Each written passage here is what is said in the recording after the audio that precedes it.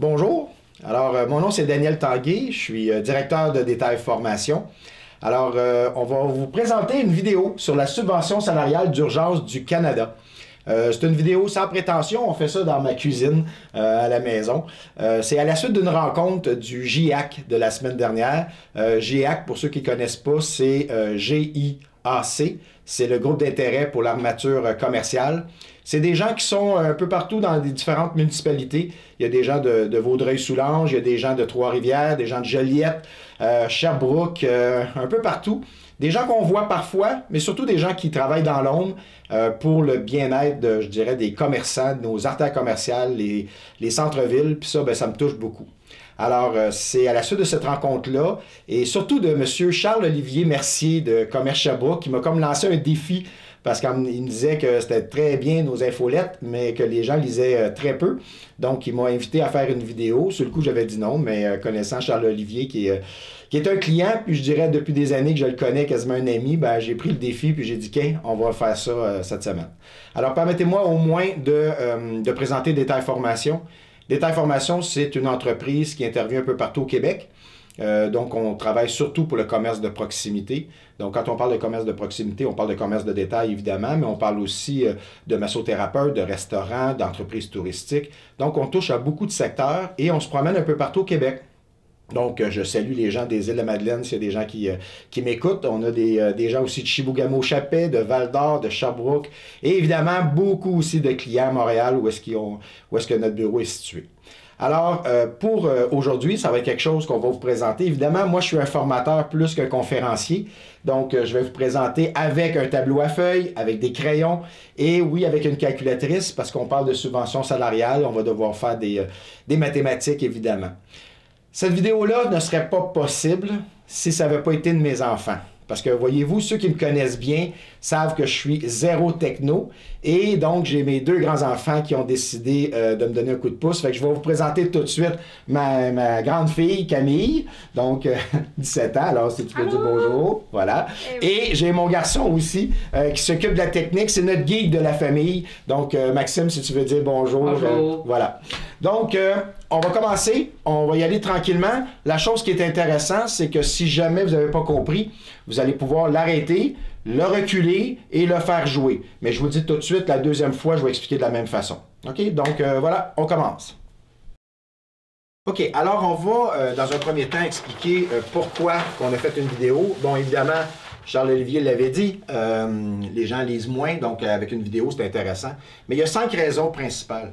La première, c'est que la mesure de subvention salariale, c'est, à mon avis, la plus importante après le compte d'urgence qui avait été fait par le gouvernement fédéral, le fameux 40 000, c'est la mesure la plus importante où est-ce que vous allez pouvoir aller chercher de l'argent.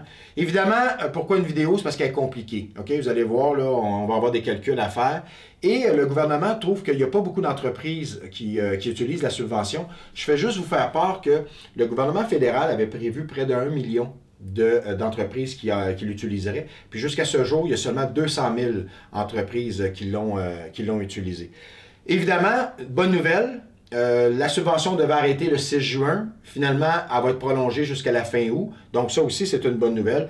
Puis pourquoi faire une vidéo? Bien écoutez, tous les clients qu'on rencontre chez Détail Formation, là, ça fait plus d'une centaine d'entreprises qu'on donne un coup de main depuis le début de la crise.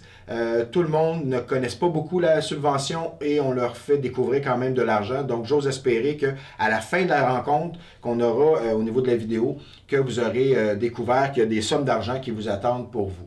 Donc on y va avec les critères. Donc, les premières choses, les 3 conditions principales. La première chose, c'est que vous devez être un employeur admissible. Pas très compliqué. C'est bon pour toutes les entreprises, pour toutes les organisations, sauf les institutions publiques. Donc, quand on parle d'école, on parle d'université, on parle de municipalité, malheureusement, ils ne sont pas assujettis, mais toutes les autres entreprises, vous y avez droit. Il faut aussi avoir enregistré une baisse de revenus. Alors, je vais l'expliquer dans quelques instants. Ça, c'est un deuxième critère. Puis, troisième critère, il faut avoir un compte de paye à l'Agence de revenus du Canada. Donc, si vous n'avez jamais versé de salaire, malheureusement, la vidéo s'arrête ici pour vous parce que vous n'y avez pas droit. Mais si vous avez déjà un compte de paye avec l'Agence de revenus du Canada, si vous avez déjà versé des salaires l'année passée ou cette année, vous êtes éligible. Très important, 3 périodes d'admissibilité.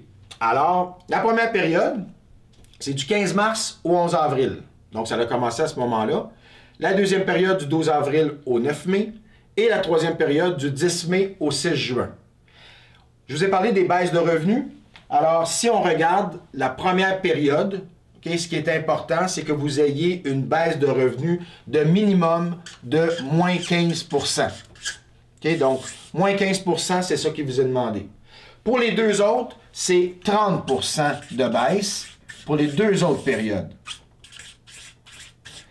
La beauté de la chose, c'est que si jamais vous êtes éligible à la première période, imaginez que vous avez eu 20 % de baisse, mais que vous avez juste 25 % de baisse pour la deuxième, parce que vous avez été éligible à la première période d'admissibilité, vous êtes automatiquement éligible pour la suivante. Alors, il y a beaucoup de clients qui nous demandent comment je calcule les baisses de revenus. Une baisse de revenus, bien évidemment, on peut regarder par rapport à l'année passée. Vous avez deux méthodes. L'année passée, donc vous pouvez comparer mars à mars, mars 2019, mars 2020 pour celle-là. Ça va être pour avril pour cette deuxième période-là et ça va être pour le mois de mai pour la troisième période.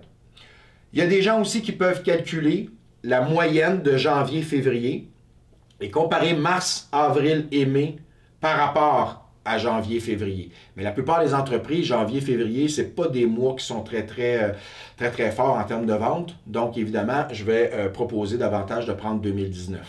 Pour les organismes à but non lucratif, ce que vous allez calculer, ça va être vos subventions. La méthode que vous allez utiliser, il faut que vous utilisiez la même méthode pour les 3 périodes d'admissibilité, mais ça va être généralement les subventions, les revenus d'argent que vous allez avoir. Okay? Donc ça, c'est les 3 périodes, c'est quand même un critère important. Si on continue, vous avez ensuite les employés admissibles. Donc évidemment, on parle d'une subvention salariale, c'est pour payer des salaires. Alors, première chose, les propriétaires ou les personnes qui ont un lien de dépendance.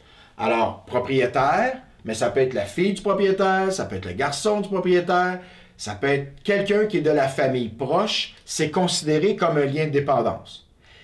Les personnes qui sont admissibles sont ceux qui ont eu des salaires avant le 15 mars. Donc, avant qu'il y ait le confinement, avant qu'on parle de la COVID, donc avant le 15 mars.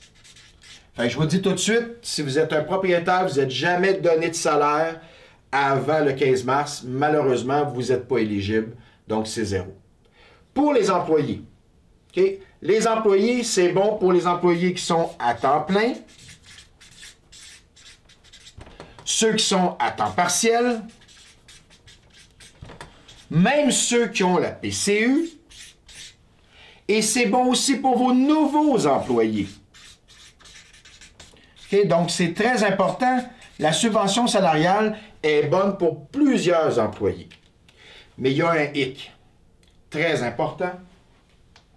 Pour que vous ayez droit à l'argent, je ne sais pas pourquoi ils ont fait des choses si compliquées, mais c'est comme ça. Il ne faut pas que l'employé ou vous-même aviez été pendant 14 jours consécutifs sans salaire. Ça veut dire qu'il ne faut pas que vous ayez été 14 jours consécutifs, là, on va le mettre comme ça, sans salaire. Qu'est-ce que ça veut dire, ça, d'être 14 jours consécutifs sans salaire? On revient à ma période d'admissibilité qui était juste avant. Imaginons que j'embauche Camille le 13 avril. Donc, le 13 avril jusqu'au 9 mai, il y aura, dans la période d'admissibilité, ici, elle n'a pas été embauchée, donc elle ne sera pas éligible pour la première période. Mais le 13 avril, pas de problème, elle est éligible, puis elle va avoir travaillé jusqu'au 9 mai, on va pouvoir bénéficier de la subvention salariale. Imaginons que Maxime, lui, est embauché le 1er juin. Ah, 1er juin, ça ne marche pas pour la première période, ça ne marche pas pour la deuxième. On arrive à la troisième, 1er juin, il commence à travailler. Ça veut dire qu'il n'a pas travaillé dans la semaine du 11 mai, il n'a pas travaillé dans la semaine du 18 mai, il n'a pas travaillé dans la semaine du 25 mai, et il a commencé à travailler avec la semaine qui commençait le 1er juin, le lundi. Bien, malheureusement, il ne sera pas éligible à la subvention salariale parce qu'il aura été dans la période 14 jours consécutifs sans salaire. On va voir que ça, c'est techniquement, vous allez voir qu'à la fin de la vidéo, il est possible d'embaucher quelqu'un rétroactivement pour qu'il soit éligible. Ça, on verra ça tantôt. OK? Donc, si on résume, les employés admissibles, tout le monde, comme propriétaire, si vous êtes versé un salaire, même chose pour les liens de dépendance. Pour les employés, les temps pleins, partiels, ceux qui sont sur la PCU, les nouveaux employés, mais retenez le 14 jours, très important. OK, alors là, on continue avec des définitions. Je vous dis, après, ça va être les calculs. Là, c'est là que vous allez reculer. OK, rémunération de base, rémunération admissible. Qu'est-ce que ça veut dire? La rémunération de base, c'est la rémunération avant le 15 mars. OK? Donc, avant le 15 mars, là, le 15 mars, il y avait comme une moyenne de votre employé. La rémunération de base, c'est qu'est-ce que l'employé gagnait avant le 15 mars en moyenne. Du 1er janvier jusqu'au 15 mars. On va prendre un exemple. Admettons que Camille travaillait 35 heures par semaine. OK? Donc, elle travaillait 35 heures, puis elle était payée 17 $ de l'heure. Donc, son salaire brut à chaque semaine était de 595 $. Mais admettons que Camille, elle a travaillé des fois 32 heures, des fois 36 heures, des fois 31 heures parce qu'elle était payée à l'heure. Fait que là, vous allez être obligé de calculer le montant brut à chaque semaine qu'elle a travaillé. Prenons l'exemple où est-ce que vous avez fait la somme du 1er janvier jusqu'au 15 mars, où est-ce qu'elle gagnait 5 780 $ pour l'ensemble des semaines. Vous divisez ça par le nombre de semaines. Imaginons qu'il y avait 10 semaines. Ça veut donc dire que la moyenne va être de 578 $. Okay, donc, c'est comme ça que ça fonctionne. La rémunération de base, c'est ce que la personne gagnait en moyenne avant le 15 mars. Petite information intéressante. Admettons que Camille là, est allée à Walt Disney avec ses parents. Hein? C'est pas le cas, là. Mais admettons que c'est ça qui est arrivé. Bien, à ce moment-là, les 2 semaines qu'elle aurait pris de congé sans solde, bien, admettons qu'elle est partie la semaine du 24 février puis qu'elle est partie la première semaine de mars, elle n'aurait pas d'heure. Alors là, il se peut qu'elle ait un montant qui soit beaucoup moindre, mais on va la diviser par le 8 semaines. Fait que prenons l'exemple où est-ce qu'elle aurait, mettons, 4624, juste parce que j'ai fait un petit calcul comme ça, là, divisé par 8, bien, si je prends 4624 divisé par 8, ça va donner aux alentours de à peu près 578. C'est juste arrangé avec le gars des vues. OK? Donc, tout ça pour dire que si la personne, elle n'a pas travaillé pendant 2 semaines, ben vous l'enlevez du calcul tout simplement. Okay? Donc, vous ne divisez pas par 10 quand même, vous divisez toujours par 8. Ça va? Évidemment, là, je ne vous vois pas, je ne sais pas si je vous ai perdu ou bien si vous me suivez toujours. Ça, c'est la moyenne. C'est important de savoir parce qu'on va le calculer tantôt. La rémunération admissible, j'aime pas le mot admissible. J'aimerais ça le changer pour la rémunération actuelle. C'est-à-dire, c'est qu'est-ce que vous payez à Camille actuellement. Okay? Donc, si vous lui payez 35 heures toujours, ben, elle va avoir 35 heures à 17 $ de l'heure. Sa rémunération actuelle ou admissible, c'est la même chose, ça va être 595. Puis si vous lui payez seulement 10 heures, ben, si vous lui payez 10 heures fois 17 $ de l'heure, ben, ça veut dire que ça va être 170 $ qu'elle va gagner brut. Okay? Donc ça, c'est excessivement important de comprendre c'est quoi la différence entre la rémunération de base, qui était donc la moyenne avant le 15 mars, et la rémunération admissible, qui est actuellement le salaire qu'elle gagne. Toutes ces informations-là, vous l'avez sur le site web du gouvernement. Qu'est-ce qui est un peu plus compliqué, c'est quand on commence à faire les calculs. OK, alors on va commencer à faire les calculs avec un employé avec un lien de dépendance. Alors, je rappelle, un lien de dépendance, c'est quelqu'un qui est près de l'entreprise, donc qui est soit propriétaire de l'entreprise, mais ça peut être aussi la famille autour donc du propriétaire. Fait que si vous embauchez votre fille, votre garçon, votre mère, votre frère, votre soeur, c'est un employé qui est considéré avec un lien de dépendance. Alors, première chose, assez simple, on se le rappelle, si vous avez donné 0 $ avant le 15 mars, vous allez avoir 0 $ pour la subvention. C'est-à-dire, même si vous... Subvention. OK? Même si vous décidez à partir de maintenant de vous donner un salaire, si c'est un employé avec un lien de dépendance, la personne n'est pas éligible à la subvention salariale parce qu'elle avait 0 $ avant le 15 mars. Fait que, on dit souvent, nous, à nos clients, c'est bon de se verser un salaire, des dividendes. Évidemment, il y a des gens qui nous ont écoutés, il y a des gens que non. Aujourd'hui, ceux qui se versent des salaires, ils ont plein d'avantages, malheureusement, pour les autres. Ceci dit, ce qui est important aussi de savoir, c'est que le gouvernement du Canada a décidé de prolonger, on en a parlé tantôt, jusqu'au 29 août, la subvention salariale, et il se peut qu'ils révisent des critères pour les employés avec un lien de dépendance. Alors, comment ça fonctionne pour le calcul? Prenons l'exemple où est-ce qu'avant le 15 mars, vous vous donniez un salaire. Prenons l'exemple que vous donniez 20 $ de l'heure à 40 heures par semaine. Donc, 20 $ à 40 heures, ça veut dire que avant le COVID-19, vous gagniez avant 800 $.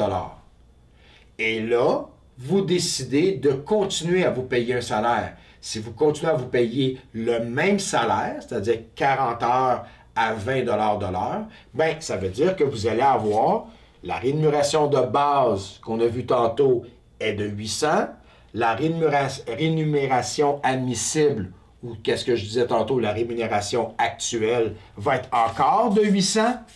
Donc, comme c'est la subvention salariale à 75 %, si on prend 800 fois 75 %, ça veut dire que vous allez avoir 600 $ de subvention salariale.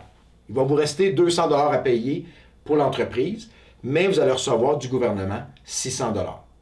Si vous décidez, avant vous étiez à 40 heures semaine, mais que vous avez décidé de vous donner seulement 10 heures, bien, si vous vous donnez seulement 10 heures à 20 $ de l'heure, ça veut dire que vous allez vous avoir donné 200 $.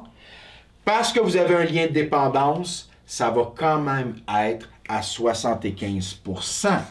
Donc, vous allez avoir 200 $, 200 fois 0,75, ça veut dire que vous allez avoir 150 $ de subvention.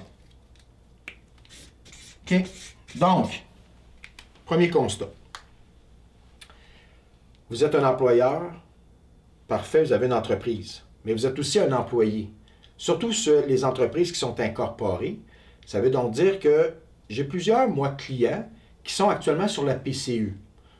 Donc, je ne veux pas faire une vidéo sur la PCU, mais je veux rappeler à tout le monde que sur la PCU, vous pouvez gagner 2000 $ par mois à rien faire chez vous, là. OK? Sauf que le 2000 $ par mois, il est possible également d'ajouter des heures pour travailler jusqu'à un maximum de 1000 $ par mois. Donc, ça veut dire que vous ou un employé, vous pourriez vous embaucher et travailler dans la compagnie en autant que vous ne gagnez pas plus que 1000 $ par mois. Vous ne perdez pas donc votre PCU. J'ai des gestionnaires qui sont juste sur la PCU, puis qui font du bénévolat, puis qui travaillent comme des malades dans leur entreprise actuellement, alors qu'ils pourraient se verser un salaire. Ils pourraient garder la PCU et se donner un salaire de 200 $ par semaine, puis le gouvernement leur verserait une subvention salariale de 150. Donc, c'est un moyen d'aller chercher un revenu pour les propriétaires également ou pour les gens qui ont un lien de dépendance. Il reste quand même un montant d'argent à payer pour la compagnie, mais c'est une façon de se donner une rémunération additionnelle. Vous pourriez décider de quitter la PCU, de vous donner un emploi à temps plein comme avant, et là, le gouvernement vous financerait 600 $ sur le 800. Évidemment, l'entreprise va avoir 200 $ à payer, mais c'est quand même 600 $ que vous allez chercher auprès du gouvernement en subvention. Alors, c'est excessivement intéressant pour les gens qui sont propriétaires d'une entreprise, qui se versaient un salaire avant le 15 mars, de profiter de cette subvention salariale. OK, on arrive maintenant au deuxième groupe, c'est lui qui est le plus compliqué. Puis je dirais 80% des cas, c'est cette situation-là. Donc, on prend l'exemple d'un employé qui travaillait soit à temps plein ou à temps partiel avant la COVID-19 et que maintenant, il y a une baisse de revenus. La plupart de nos clients, les employés sont sur la PCU, donc la prestation canadienne d'urgence. C'est le 2000 $ par mois. La plupart sont chez eux. Ils attendent le retour au travail. Il y a beaucoup d'employeurs qui auraient avantage à les rappeler rapidement. Comment on va calculer la subvention salariale? La subvention salariale est faite justement pour cette raison-là, pour rappeler les employés qui ont perdu le lien d'emploi. Donc, on veut les rappeler dans l'entreprise.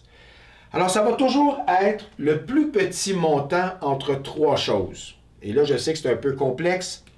Premièrement, le chiffre de 847 $. Ça, c'est établi avec le salaire au-dessus de 58 000. Je vais vous dire, en toute honnêteté, dans les petites entreprises, c'est assez rare que ce chiffre-là, on le prend en compte. Ça va toujours être le plus petit chiffre entre le 847. Le deuxième chiffre qu'on va prendre, c'est 75% de la rémunération de base. Donc, vous vous souvenez, tantôt, on a parlé de la rémunération de base. C'est celle qui était avant la COVID-19. Donc, le deuxième chiffre qu'on va prendre, c'est 75% de la rémunération de base. Ou le troisième chiffre va être 100% de la rémunération actuelle. Rémunération. Ce que dans les chiffres, sur le site web, ce qu'ils appellent admissible. OK? Donc, il parle de admissible. Moi, je remplace ça par actuel pour que ça soit facile de compréhension. Donc, on résume. Toujours le plus petit chiffre entre les trois. 847, 75% des rémunérations avant la COVID ou 100% de la rémunération actuellement. Alors, on va prendre un exemple. On va prendre l'exemple de Camille. Okay? Je vais prendre mes feuilles pour être sûr de bien vous expliquer. Alors, prenons l'exemple de 35 heures de Camille. Elle travaille 35 heures à 17 $ de l'heure. Okay? Et elle gagnait 595 $ en moyenne. Admettons qu'elle faisait toujours ça. Donc, elle gagnait 595. Ça va pour tout le monde?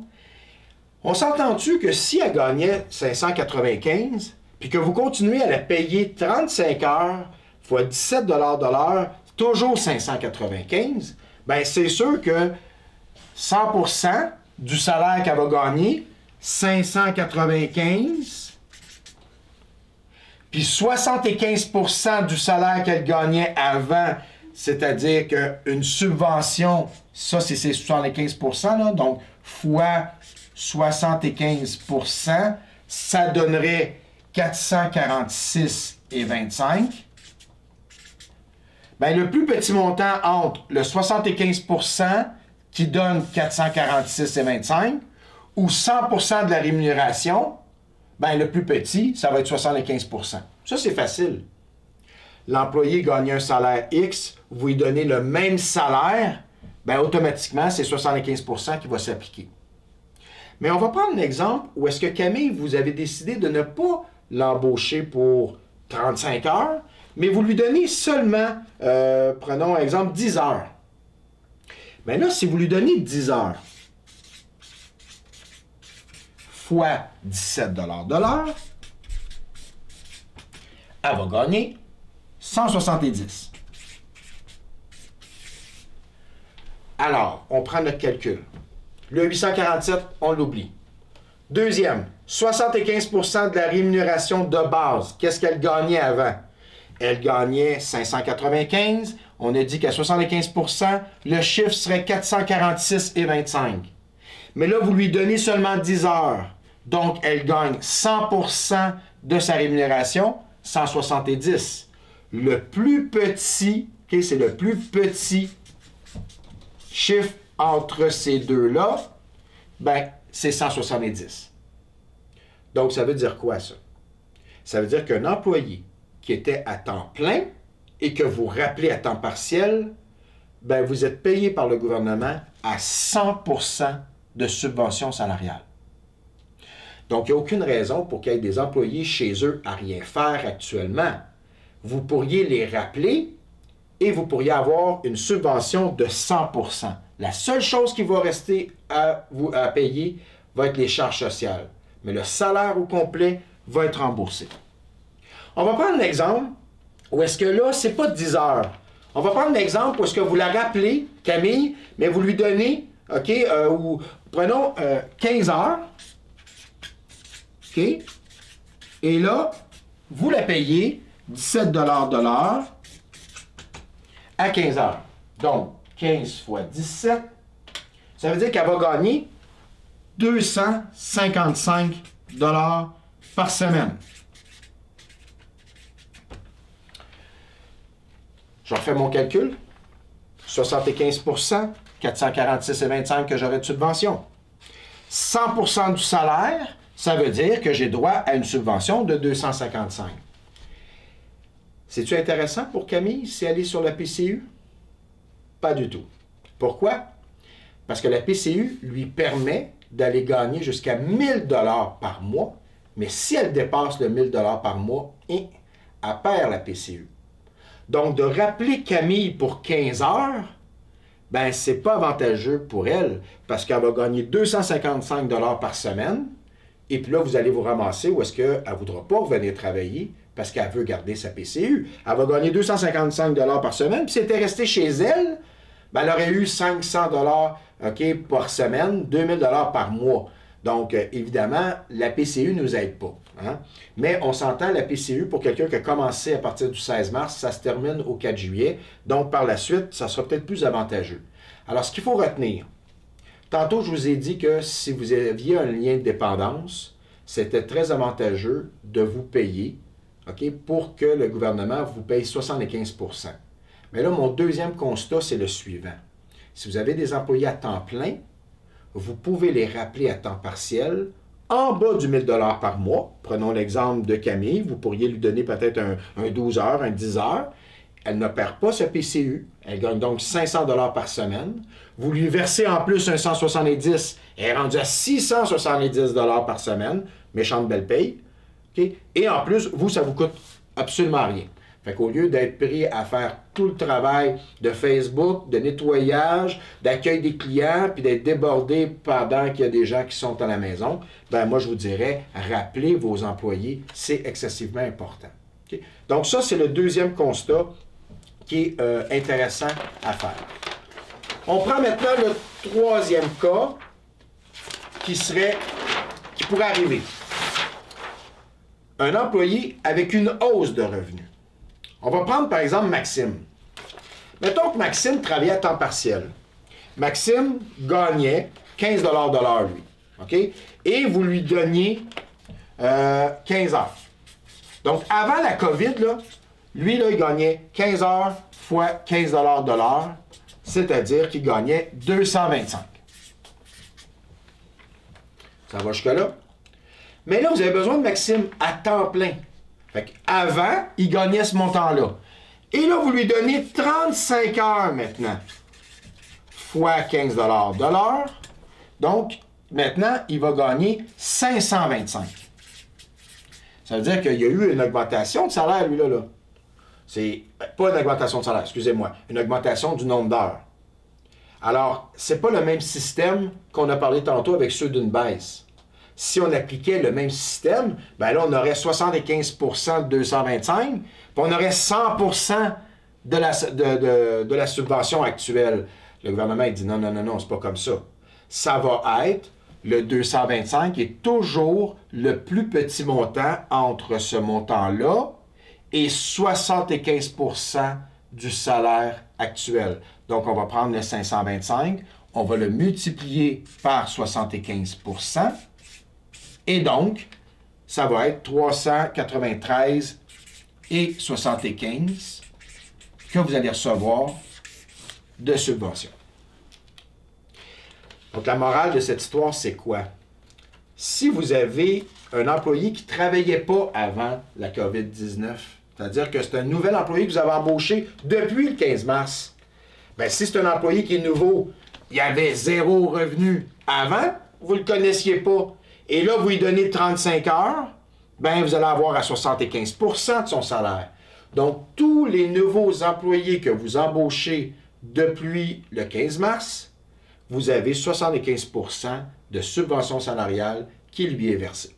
Donc, c'est quand même intéressant d'embaucher des employés, puis de regarder dans votre entreprise, c'est quoi vous pourriez leur faire faire. Parce que, encore une fois, les mesures sanitaires, Facebook, s'occuper des clients et tout, ça prend des gens. Et si vous avez la chance de payer seulement 25 % des nouveaux employés, bien, ça peut valoir la peine des fois d'embaucher quelqu'un pour la période estivale de plus, parce que ça va nous coûter moins cher. Donc ça, c'est un élément qui est, à mon avis, un point qui est très important. Donc, si on résume, vous avez 3 types d'employés. Vous avez ceux qui ont un lien de dépendance. On a dit, lien de dépendance, pas de revenus, pas de revenus avant le 15 mars, automatiquement, pas de subvention. Il y avait un revenu avant, la règle du 75 % s'applique. On a vu juste avant que pour ceux qui avaient une baisse de revenus, on se souvient que c'était toujours le plus petit chiffre entre les trois, le 847 qu'on peut oublier, 75 % de la rémunération de base ou 100 % de la rémunération actuelle ou admissible. Et on s'est aperçu qu'un employé à temps plein qui revenait à temps partiel, ben c'était 100 % de la subvention qu'on avait, alors que si un employé à temps plein revenait à temps plein, là, on avait 75 %. Et ce qu'on vient de voir maintenant, c'est que les employés qui étaient nouveaux ou ceux qui ont eu une augmentation du nombre d'heures, eux, on va appliquer la règle du 75 % et on va oublier ce qu'ils avaient comme moyenne auparavant. OK, maintenant, une information très intéressante à savoir. Vous vous souvenez que tantôt, je vous ai parlé que si Maxime avait été embauché le 1er juin, que malheureusement, il n'était pas éligible. Vous vous souvenez de la règle du 14 jours consécutifs sans salaire. C'est excessivement important. Et le gouvernement a décidé de permettre aux employés d'être embauchés de façon rétroactive. Je vous lis exactement ce qui est écrit sur le site Web. Les employés qui ont été mis à pied ou en congé peuvent devenir admissibles rétroactivement à condition que vous les réembauchiez et que leur rémunération rétroactive et leur statut répondent aux critères d'admissibilité pour la période de demande. Vous devez réembaucher et payer ces employés avant de les inclure dans votre calcul de la subvention. En termes clairs, ça veut dire quoi? On va prendre Maxime, que vous aviez embauché pour la semaine du 1er juin.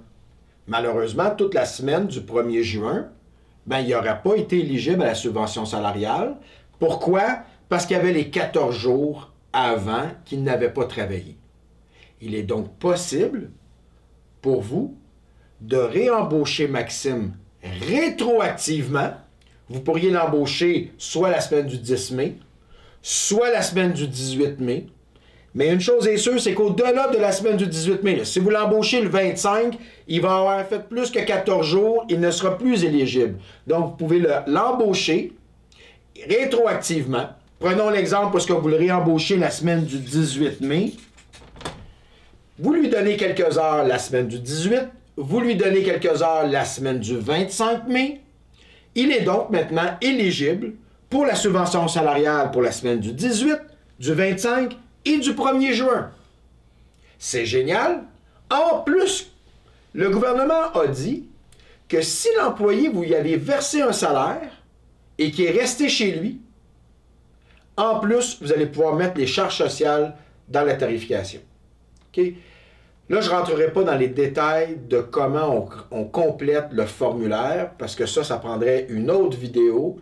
Mais je vais juste vous dire que c'est excessivement important ce que je viens de vous montrer, parce que ceux qui n'ont pas fait leur demande, que ce soit pour la première période d'admissibilité, la deuxième ou la troisième, vous avez jusqu'au mois d'octobre pour le faire rétroactivement.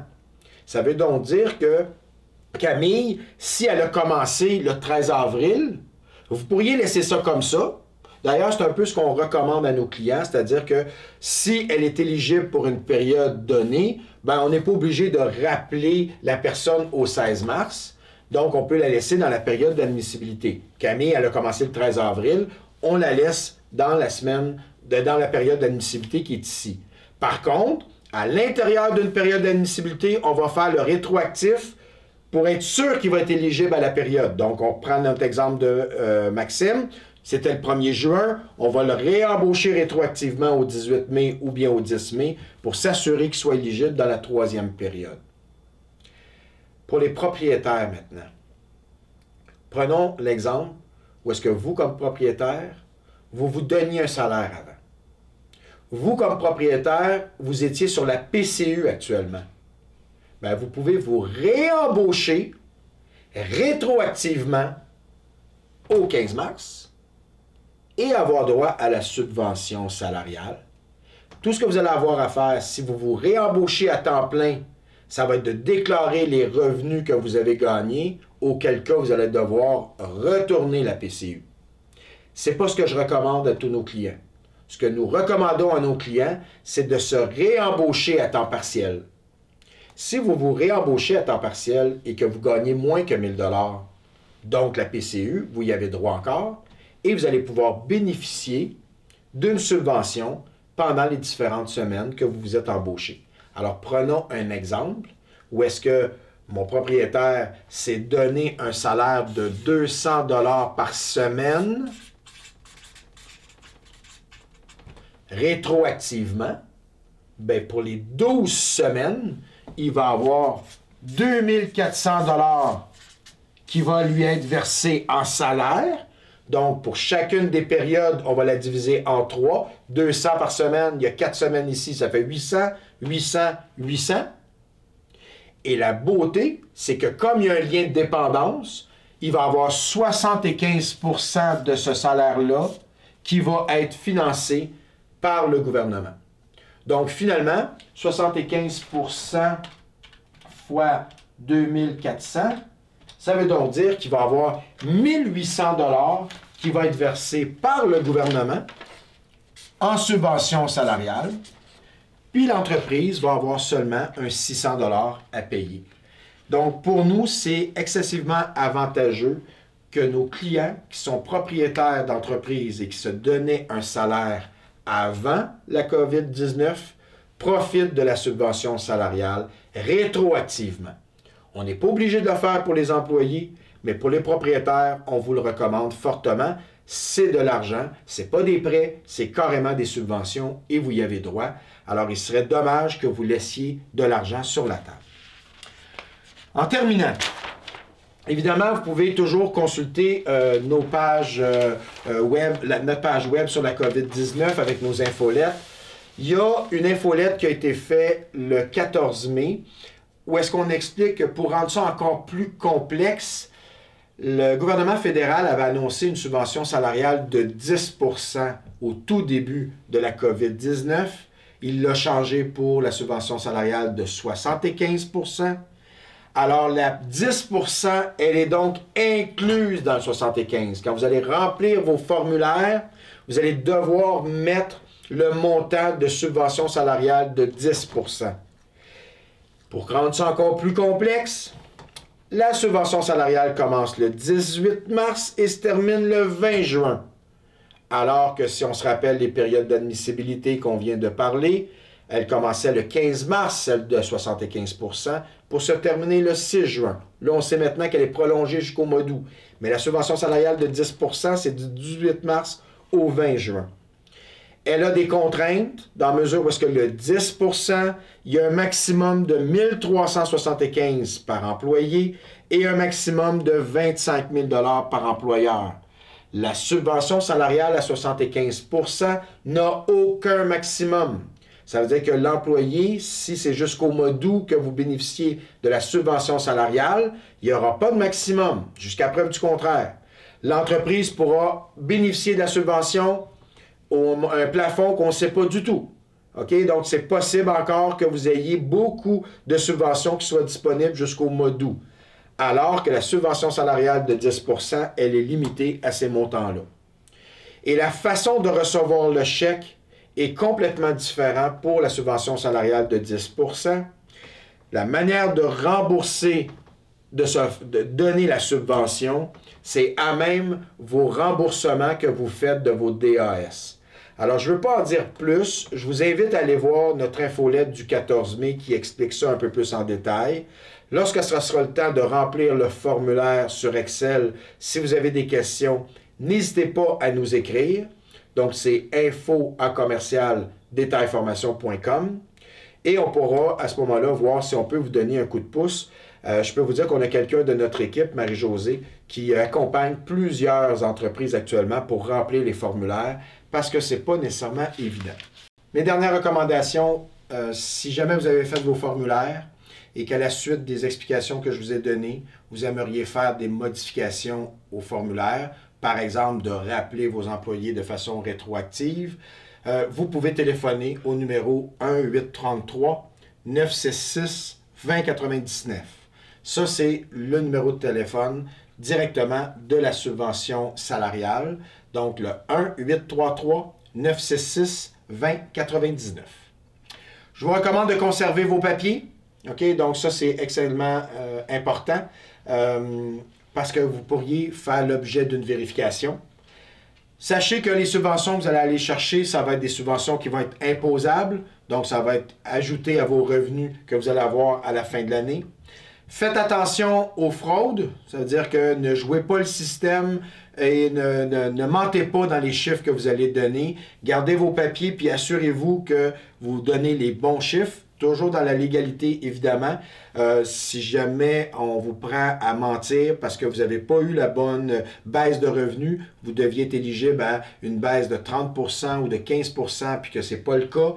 Si vous avez mis des faux salaires, tout ça peut faire en sorte que vous payez des pénalités qui peuvent aller jusqu'à le remboursement complet des subventions que vous avez reçues, plus 25 % de pénalités.